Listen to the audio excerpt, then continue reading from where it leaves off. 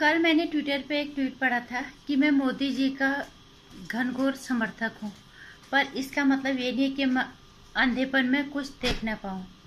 और इस लाइन का मैं दिल से समर्थन करती हूँ और मैं भी यही कहना चाहूँगी कि हम मोदी जी के समर्थक हैं, बहुत प्यार करते हैं। शायद अब थोड़ा मुश्किल हो जाए क्योंकि 3 वजह ऐसी हैं जो हम मोदी जी की छवि हमारे नज़रों में थोड़ा सा खराब बहुत ज़्यादा खराब हो गई है, ये मैं कहना चाहूँगी। नमस्कार हिंदुस्तान, स्वागत है आपका मेरे चैनल नंदिनी जो है। मैं हूँ नंदिनी। कैसे आप लोग? उम्मीद है सब अच्छे होंगे और कोरोना थोड़ा सा रफ्तार अब धीमी हो रही है और उम्मीद है बहुत जल्दी हमें इससे छुटकारा मिल जाए। बस भगवान, ये तांडव मौत का बहुत हो गया और रोज प्रार्थनाओं में शामिल करो कि हम इस अदृश्य बीमारी से जिसने हमें चपेट में ले रखा है, इससे हम बहुत जल्द मुक्त हो जाएं। देश ही नहीं पूरी दुनिया करा रही है, बहुत सब बीमारी से ज़्यादा भूखमरी से मरने के हालात हो गए हमारे देश में। शायद हमारी दुआएं, किसी की भी दुआ ऊपर वाला सुन ले और हमें इस महामारी से बहुत जल्द मुक्ति मिले। और बाकी मैं ये कहना चाहूँगी, हर बार की तरह कोरोना नियमों से खिलवाड़ बिल्कुल मत कीजिएगा। इससे खिलवाड़ करने का मतलब सीधे मौत को निमंत्रण देना। अब ये बात बताने की नहीं है। और अब बात करेंगे मोदी जी की। मोदी जी से नाराजगी की वजह 3 वजह खास है जो मैं बताना चाहूँगी। नंबर 1, बंगाल चुनाव, उसके बाद हिंदू के साथ जो भी हुआ, और उसके पश्चात ब्राज़ील जैसे मित्र को खोने के रास्ते पे हैं। तो बेवजह हम नाराज नहीं, हम मोदी जी को सत्ता पे लेके आए थे। लोग क्या सोचते हैं हमें नहीं पता। बहुत सारे लोग बोलते कि हम हिंदुत्व के लिए लाए हैं, हम सनातन के लिए लाए हैं। मैं एक ही बात कहना चाहूंगी, सनातन को मिटाने की औकात किसी के बाप की भी नहीं है। सनातन कोई अपाहिज नहीं है कि उसे किसी के सहारे की जरूरत पड़ेगी, किसी की बैसाखी की जरूरत पड़ेगी। सनातन अपने आप में सशक्त है। सनातन जब तलवार उठाता है ना, बुराई का सर करता है हमेशा से। पौराणिक कथाओं में भी और ये इतिहास उठा के आप देख लो। हाँ जरूर है, बुराई एक बार अपना सर जरूर उठाती है, लेकिन जब सनातनी सनकते हैं ना, फिर बुराई को खत्म करके दम लेते हैं। इसलिए हम तो मोदी जी को विकास के लिए लाए थे। और एक देश, विकासशील देश, इतनी भारी भरकम जनसंख्या वाला देश, और वो देश जो बहुत ज्यादा गरीबी रेखा से ज्यादा नीचे जीवन यापन करने वाले लोग यहाँ पे हैं, वहां से शुरुआत हो विकास की और ऊपर तक जाए हर इंसान। ये नहीं कि भ्रष्टाचार में लोग ऊपर के लोग ऊपर ही रह जाए और नीचे के लोग नीचे जाए। ये देख रहे थे हम कांग्रेस के जमाने में, इसीलिए हमने तो मोदी जी का समर्थन सिर्फ इसलिए किया कि हमें विकास की एक नई राह चाहिए थी। मोदी जी के अंदर जो उत्साह था, जो विकास, जो उनके अंदर जोश था, जिस तरह से वो भाषण में बोलते थे, हमने सोचा वही भाषणों को वो यहाँ पे उतारेंगे। लेकिन वो तो न सनातन की रक्षा कर पा रहे, न देश को विकास की राह पे जाते हो हम देख नहीं रहे। क्योंकि विकास की राह पे इसलिए नहीं देख रहे, हमारे युवा सारे डिग्रियां लेके बैठे हुए हैं, उनके लिए कोई रास्ता नहीं है। वो युवा इन्होंने इतना आह्वान किया, वो युवा आज बेरोजगारी के रास्ते पे हैं, जो इस देश की कमर तोड़ने के लिए काफी है। ये युवा हमारे देश का भविष्य है, उसके लिए नहीं सोच रहे। लेकिन जिसके लिए लेके आए थे वो भी मोदी जी ने उतना नहीं किया। पहला कर्तव्य एक राजा का होता है। मैं कहना चाहूंगी, सनातन धर्म, अपने आप को सनातनी कहने वाले, अपने आप को राम भक्त कहने वाले, पुरुषोत्तम मर्यादा राम की को अपना आदर्श मानने वाले भारतीय जनता पार्टी, जब बंगाल में चुनाव शुरू हुए थे, वहां की रैलियां, कोरोना लगभग आ चुका था, जब पलटवार कर रहा था दूसरा वार उसका जबरदस्त हो रहा था। एक राजा का कर्तव्य बनता था कि वो सारे चुनाव रैलियों को खत्म करके, चुनाव स्थगित करके, चुनाव तो बाद में भी हो जाएंगे, अपनी प्रजा की सेवा में लग जाना चाहिए था। एक प्रजा ये नहीं होता कि अपनी कुर्सी के लिए अपनी प्रजा को मौत के मुंह में छोड़ दे। ये मोदी जी ने किया है। कोई इस चीज को माने या ना माने, ये हम कह रहे हैं और ये हकीकत भी है। जबकि मोदी जी ये कह रहे थे कि मेरा क्या है, मैं तो झोला उठा के चल दूंगा, मैं तो संत आदमी हूँ। ये कहीं से भी इस सच्चाई पे खड़े नहीं उतर रहे। एक राजा, मर्यादा पुरुषोत्तम राम, भगवान राम के को अपना आदर्श मानने वाले जो भी राजा होंगे, जो वो उनको ये पता होना चाहिए भगवान जी ने अपने सुख, अपना निजी सुख, अपनी धर्म पत्नी को त्याग दिया अपनी प्रजा के सुख के लिए, और इन्होंने अपनी सत्ता के लिए हमारे जनता को मौत की मुंह में झोंक दिया। मैं ये नहीं कह रही कितने लोग बच जाते, मोदी जी सब काम छोड़ के ऑक्सीजन पे, उनको पता था, एक राजा को तो पता होता है कि स्थिति क्या है, ऑक्सीजन नहीं है, दवाइयां नहीं है, वैक्सीन कम हो रही है, उनको सब कुछ छोड़ छाड़ के उनका पहला दायित्व तो था कि वो अपनी जनता को बचाने पे लग जाए।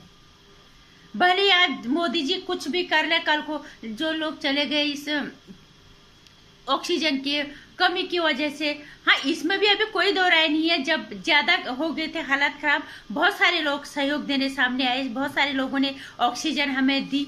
ये भी मोदी जी की मित्रता का ही बहुत बड़ा योगदान है।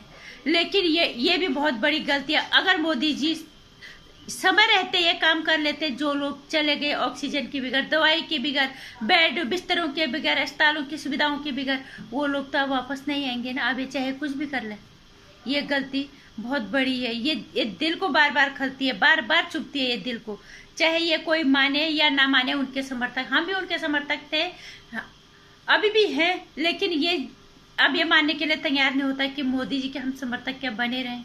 जो लोग दुनिया से चले गए उनके लिए तो अब कुछ नहीं रहा ना।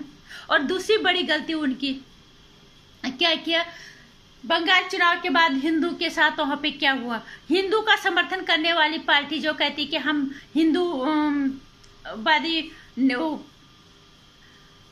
राज पार्टी से हैं, जिनको लोगों को लगता है कि हम भारतीय जनता पार्टी को सनातन की रक्षा के लिए लेके आए। मैं बार बार कहती हूँ सनातन कोई अपाहिज नहीं है, हमें किसी राजनीतिक पार्टी की बैसाखी की जरूरत नहीं है। क्या क्या अगर तुम मान भी लो, तुम कहते हो कि हम भारतीय जनता पार्टी को सनातन की रक्षा के लिए लाए हैं, तो ये कहाँ मर गए थे जब बंगाल में इतने हिंदुओं को मार दिया। इन्होंने अपना काम निकाला, अपनी रैलियां करवाई, उनसे दिन रात काम करवाई, नतीजा क्या हुआ, बंगाल में हिंदुओं को मारा गया, कितनों को घर से निकाल दिया। और तो छोड़ो, सुरक्षा बल भी अपनी जान की भीख मांग रहे वहां। इससे ज्यादा शर्मनाक क्या होगा। मैं यही कहना चाहूंगी कि कोई भी राजनीतिक पार्टी किसी धर्म के लिए ना आए, बस वो देश वो अपना काम करे, वो अपने विकास, जिस काम के लिए देश में सत्ता में संभाले उनको लाया गया, वो काम करे। मोदी जी ना तो बंगाल के हिंदुओं को बचा पाए, न कोरोना ग्रस्त देश में जो हुआ, जो लोग कोरोना से मरे, ना उनको बचा पाए। अब किस तरह से हम मोदी जी का समर्थन करें पहले की तरह, कैसे कह दें कि मोदी जी हम। और आज भी मैं देख रही हूँ ट्विटर पे लोग, नहीं धर्म को बचाने वाला तो सिर्फ भारतीय जनता पार्टी है। मैं नहीं मानती इस चीज को, सनातन कोई अपाहिज नहीं है, उसको किसी राजनीतिक पार्टी की बैसाखी की जरूरत बिल्कुल नहीं है। सनातन अपनी रक्षा कर सकता है खुद से, सनातन वो शक्ति है, अगर तलवार उठाएगा ना बुराई का सर खत्म करके दम लेता है सनातन, वो शस्त्र है अपने आप में। इन राजनीतिक पार्टी को हम जिस लिए लाते हैं उसके लिए वो काम ये क्यों नहीं करते। और तीसरी बड़ी गलती, मोदी जी ने ब्राजील के बारे में ऑफिशियल उन्होंने अभी तक आधिकारिक घोषणा नहीं की कि हम ब्राजील के साथ हैं, पूरी दुनिया उनके साथ है। किस आतंकवाद ने आतंक मचा रखा है। और सबसे बड़ी सीख मोदी जी को ओबीसी की बेटी से लेनी चाहिए। उनका वीडियो वायरल हो रहा है, वो साफ कह रहे मुस्लिम होने का मतलब ये नहीं कि हम आतंक का साथ देंगे। मोदी जी ने अभी तक आधिकारिक तौर पे ब्राजील का समर्थन करने की घोषणा नहीं किया, जबकि अजीत डोभाल जी ने ट्वीट किया था कि जरूरत पड़ी तो हम ब्राजील को अपनी सेना देंगे। लेकिन मैंने पहले भी कहा था ना, घर का बड़ा जब तक कुछ नहीं बोलता तब तक बच्चे चाहे कितने फुदक ले। अजीत डोभाल भी तो भारत सरकार के अंदर ही काम कर रहे हैं ना। जब तक मोदी जी, जब तक सरकार अपना समर्थन नहीं देगी तब तक हम कैसे मान लें, किसी को कैसे भरोसा कर दे। और ब्राजील के प्रधानमंत्री ने किया भी है, उन्होंने ट्वीट किया तो उन्होंने भारत का ना झंडा दिखाया ना आभार व्यक्त किया। इसलिए ये गलतियां मोदी जी की, मोदी जी को ये चीजें सुधारनी पर क्या सुधारेंगे। जो चले गए वो उनको हाँ कोई बीमार होता तो उनको इलाज करके वो अच्छे हो जाते, लेकिन जो दुनिया से चले गए जाति और धर्म के नाम पे, जो दवाइयों से ऑक्सीजन के बिगड़ दुनिया से चले गए, वो क्या वापस आएंगे। और अब क्या ब्राजील भारत का साथ देगा पहले की जैसे। ब्राजील ने खुलेआम, जब अभी उनसे पूछा गया था कि तुम भारत का किस हद तक साथ दोगे, किस हद तक तुम भारत का साथ दोगे, तो उन्होंने साफ बोला था कि हम किसी भी हद तक बेशर्त भारत का समर्थन करेंगे। मोदी जी मुझे लगता है महात्मा गांधी की राह पे चल निकले हैं। ऐसे लग रहा है कि मोदी जी उसी गुजरात से महात्मा गांधी भी से, उसी गुजरात से मोदी जी भी पैदा हो गया। वो कुछ चंद लोगों को खुश करने के चक्कर में ब्राजील का साथ नहीं दे रहे। ऐसी कौन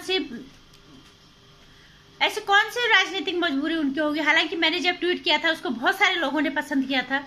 राजनीतिक मजबूरियां हो सकती है, लेकिन मैं इस चीज को नहीं मानती। जो देश हमारे साथ बेशर्त इतनी मजबूती के साथ खड़ा रहता, हम एक शब्द नहीं बोल पा रहे कि आतंक के खिलाफ जो मुहिम तुमने चलाई है उसमें हम तुम्हारे साथ हैं। और सिर्फ ये बहुत बड़ी वजह है मोदी जी की, जो मुझे नहीं लगता उन्हें सत्ता में वापस आने का मतलब ये भी नहीं है कि हम राहुल गांधी को ले आए। राहुल गांधी तो जिस दिन हमारे देश के सत्ता में विराजमान होगा तो देश का मजाक बनेगा या लोग हमारे देश पे थूकेंगे। इसलिए एक ऐसा कैंडिडेट हमारे अगली बार हमारे देश को संभालने के लिए कि एक ऐसे हाथों में दिया जाए जो अपने निजी स्वार्थ से ऊपर उठ के चले। और हमें लग रहा है मोदी जी आप सत्ता के पीछे भाग रहे। ये मोदी जी ने जो बोला था कि मैं तो झोला उठा के चल दूंगा, अब ये वो वाली बात नहीं रही। हमें लग रहा है मोदी जी सत्ता के पीछे भाग रहे। अगर ऐसा नहीं होता तो मोदी जी बंगाल चुनाव रोक के अपनी जनता को बचाने में लग जाते, अपनी प्रजा को बचाने में लग जाते।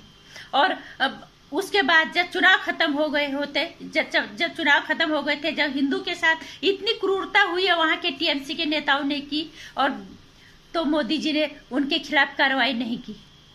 और ब्राजील जैसे मित्र को खोने के वो रास्ते पे है। पता नहीं अब भारत के इस रवैये का ब्राजील क्या सोच रहा है, क्या उनके दिमाग में चल रहा है। अभी तक तो वहां से कुछ आया नहीं है, लेकिन ऐसी बात है कुछ अच्छा तो वो सोचेंगे नहीं। जब उनके मुश्किल वक्त में जब हम उनके साथ नहीं है तो वो तो कल की बात है। लेकिन ये भी गलती है, ब्राजील का साथ उन्होंने नहीं दिया। बंगाल में उन्होंने कोरोना काल में इतना जबरदस्त तरीके से कोरोना आया, उन्होंने रैलियां बंद करा के लोगों को मरने के लिए छोड़ दिया। करवाए तो करवाए, चुनाव करवाए तो करवाए, सब कुछ करवाए, लेकिन जब हिंदू की दुर्गति हुई फिर उनका साथ नहीं दिया। हम कैसे भरोसा कर ले मोदी जी पे। जो लोग ये कह रहे हैं कि हम सनातन के लिए हम भारतीय जनता पार्टी का साथ दें, मैं ऐसे लोगों के विचारों से बिल्कुल भी इत्तेफाक नहीं, मैं उनके विचारों से बिल्कुल मैं मेल नहीं खाती। क्योंकि सनातन धर्म कभी भी अपाहिज नहीं है। सनातन धर्म को किसी की राजनीतिक पार्टी के बैसाखी की जरूरत बिल्कुल नहीं है।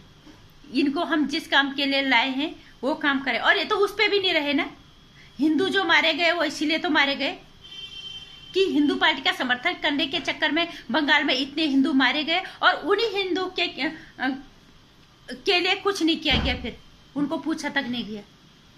एक किस तरह की राजनीति है। तो हम मोदी जी के कम से कम इतने बातों में तो हम मोदी जी का साथ अब कभी नहीं देंगे। देश को सशक्त बनाने के साथ साथ देश को कम से कम एक विकास के राह पे जो राजा ले जाए, हमें ऐसा राजा अपने देश में चाहिए। हम धर्म के नाम पे बांट के देश को गर्त पे नहीं ले जा सकते। हम सनातनी अपने धर्म की रक्षा करना जानते हैं। जय श्री राम। आपको भी लगता होगा कि मोदी जी महात्मा की राह पे चल पड़े। मैंने पढ़ा है कई जगह पे ट्वीट, मोदी जी भी अब एक और महात्मा बनने की राह पे चल रहे हैं। न तो हिंदू के पक्ष में बोल पा रहे, न तो किसके खिलाफ बोल पा रहे, न वो कुछ भी नहीं कर पा रहे। ऐसी कौन सी मजबूरी हो गई है, ये वही जानते होंगे। बाकी आपको क्या लगता है ये आप सोचो, लेकिन मुझे ये बहुत ही डिप्लोमेटिक, बहुत अजीब सा लग रहा है। इसलिए अगर आपको मेरी वीडियो में कुछ अच्छा लगता है तो लाइक और शेयर करना, चैनल को सब्सक्राइब कर लेना। आने वाली वीडियोस की जानकारी के लिए घंटी आइकन पर प्रेस करना।